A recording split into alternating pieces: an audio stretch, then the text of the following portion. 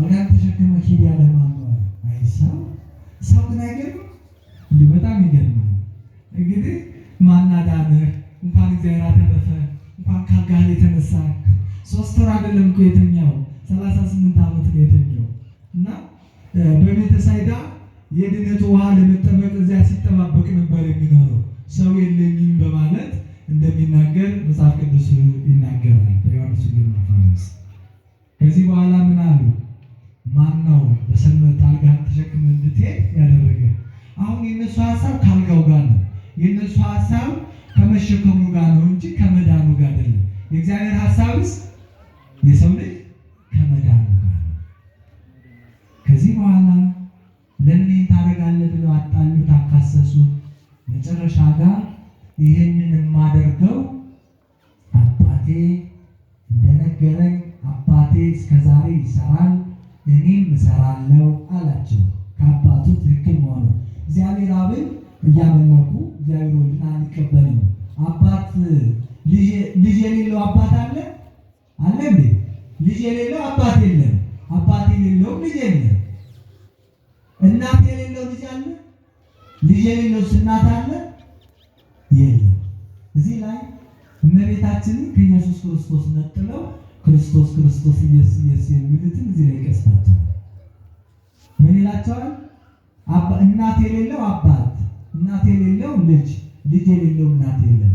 ስለዚህ እናቱ ቅድስት ድንግል ማርያምን ከልጇ ጋር እናከብራታለን። አብንም ከልጁ ጋር፣ ልጁንም ከአባቱ ጋር። አባቴ እስካሁን ይሰራል እኔም እሰራለሁ አላቸው።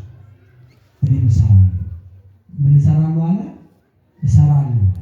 አባቴ ፀሐይን ያመላልሳል፣ ጨረቃን ያመላልሳል፣ ወቅቱን ያመላልሳል።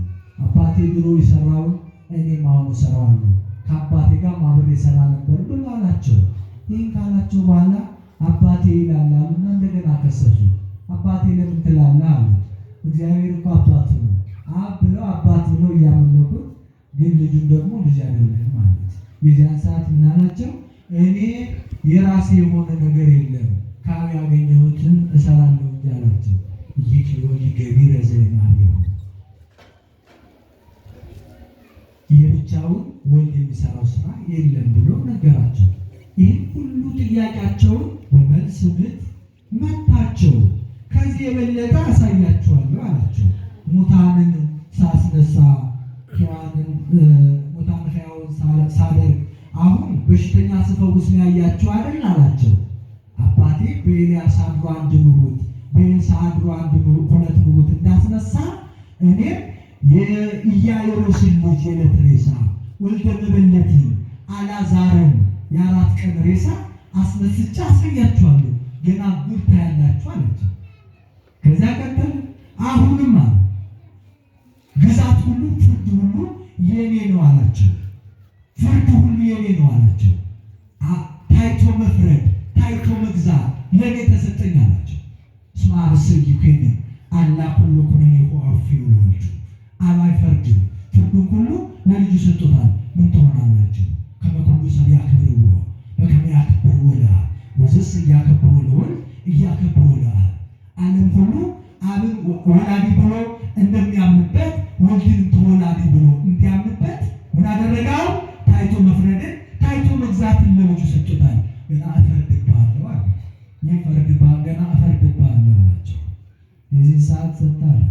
እውነት እላችኋለሁ ገና ይሄ አይደለም አያበቃም ማለት በመቃብር ያሉት ድምፄን ይሰማሉ አለ። አልዓዛር አልዓዛር ብዬ ስጠራው የተገነዘው የተቀበለው እጅጉ የተያዘው ነፍስ የተለየው ሕያው ያልሆነው የሞተው እሱ ድምፄን ይሰማል አላቸው። አልዓዛር አልዓዛር ና ብሎ አልዓዛር አልዓዛር ብሎ ጠርቶ የ4 ቀን ሬሳ አልዓዛርን ከመቃብር አስነሳው አሳያቸው። ይሄ ብቻ አይደለም፣ ይሄ የሥጋ ትንሣኤ ብቻ አይደለም ማለት ቃልን የሚሰሙ በአባቴም የሚያምኑ ሁሉ መንግሥተ እግዚአብሔርን ይወርሳሉ አላቸው። እኔን ካልተቀበላችሁ ሕይወት የለም አላቸው። ወኩሉ